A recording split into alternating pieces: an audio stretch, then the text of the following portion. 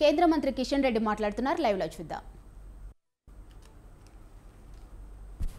అక్రమ వ్యవహారాలు ఒక్కొక్కటి ఈరోజు దర్యాప్తులో బయటపడతా ఉన్నాయి.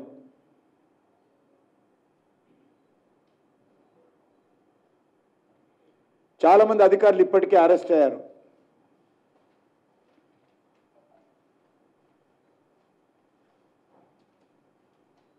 ఆనాటి ముఖ్యమంత్రి రిటైర్ అయినటువంటి అధికారులకు ఇంటెలిజెన్స్ చీఫ్గా నియమించి వారి నేతృత్వంలో ఈ యొక్క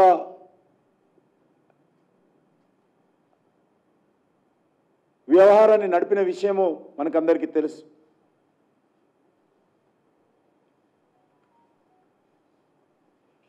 ఈ కేసు ఆషామాషి కేసు కాదు.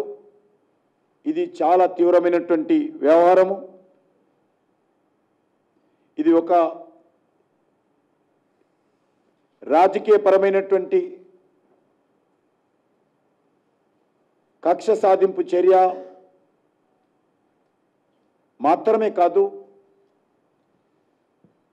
రాజకీయపరమైనటువంటి లబ్ధి పొందడం కోసం చేపట్టినటువంటి ఫోన్ ట్యాపింగ్ వ్యవహారం మాత్రమే కాదు, ఇందులో వ్యక్తిగత గోప్యత,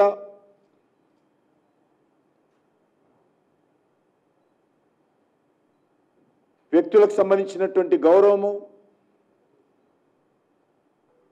సంబంధించినటువంటి నియమాల ఉల్లంఘన కూడా చాలా స్పష్టంగా జరిగింది. రాష్ట్ర ప్రభుత్వ యంత్రాంగము ఈ రకంగా ప్రజల వ్యక్తిగత జీవితాల్లోకి ఉద్దేశపూర్వకంగా స్వార్థంగా జొరబడి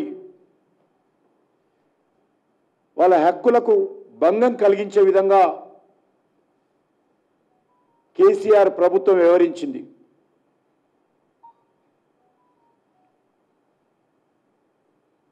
రెండు 2018 శాసనసభ ఎన్నికల్లో, 2019 పార్లమెంట్ ఎన్నికల్లో, ఆ తర్వాత జరిగినటువంటి దుబ్బాక శాసనసభ ఎన్నికల్లో, హుజూరాబాద్ శాసనసభ ఎన్నికల్లో, మునుగోడు శాసనసభ ఎన్నికల్లో, ఆ మధ్యలో జరిగినటువంటి మున్సిపల్ కార్పొరేషన్ ఎన్నికల్లో పూర్తిగా బీఆర్ఎస్ ప్రభుత్వము, కేసీఆర్ ప్రభుత్వము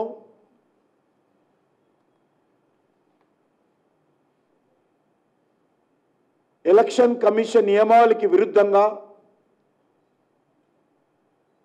ఎలక్షన్ కమిషన్ యొక్క ఆదేశాలను ఉల్లంఘిస్తూ, వైలేట్ చేస్తూ ఆ రోజు బీఆర్ఎస్ ప్రభుత్వం వివరించింది. ముఖ్యంగా ప్రతిపక్ష పార్టీలకు సంబంధించినటువంటి ఫోన్లను ఇష్టారాజ్యంగా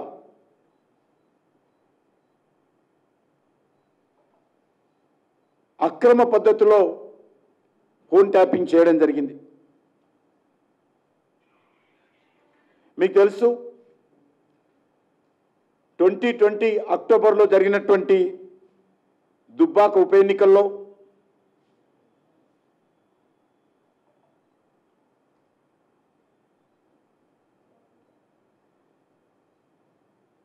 ఆ తర్వాత హుజూరాబాద్లో జరిగినటువంటి ఉప ఎన్నికల్లో మా పార్టీ అభ్యర్థుల ఫోన్లు,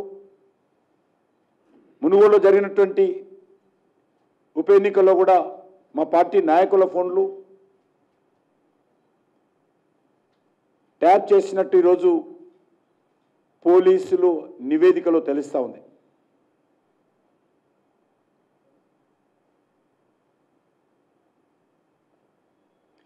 అంతేకాకుండా పెద్ద పెద్ద పారిశ్రామికవేత్తల ఫోన్లు,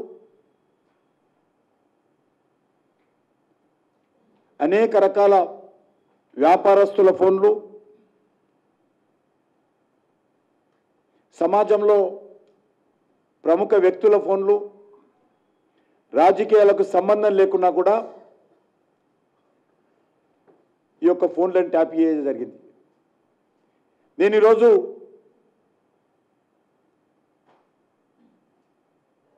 ఈ విషయం పైన ఆనాటి ముఖ్యమంత్రిని ప్రశ్నిస్తా ఉన్నాను. దీనికి కారణం ఎవరని అడుగుతా ఉన్నాను.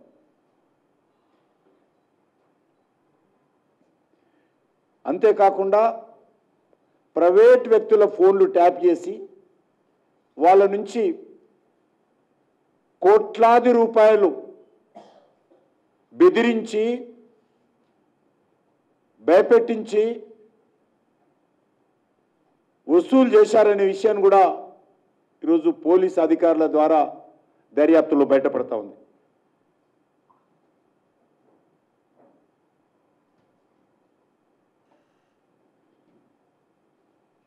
కొన్ని ఆనాటి ప్రభుత్వ పరంగా కూడా బెదిరించి ఫోన్ ట్యాపింగ్ల ద్వారా టీఆర్ఎస్ పార్టీ పెద్ద ఎత్తున డబ్బులు వసూలు చేసినట్టు కూడా తెలుస్తూ ఉంది. ఇందులో వస్తున్నటువంటి వార్తల ప్రకారము ఆనాటి ముఖ్యమంత్రి కేసీఆర్ వారి కుటుంబ సభ్యుల యొక్క ప్రమేయం, ప్రత్యక్ష ప్రమేయం ఉందన్న విషయం కూడా ఈరోజు బయటపడతా ఉంది.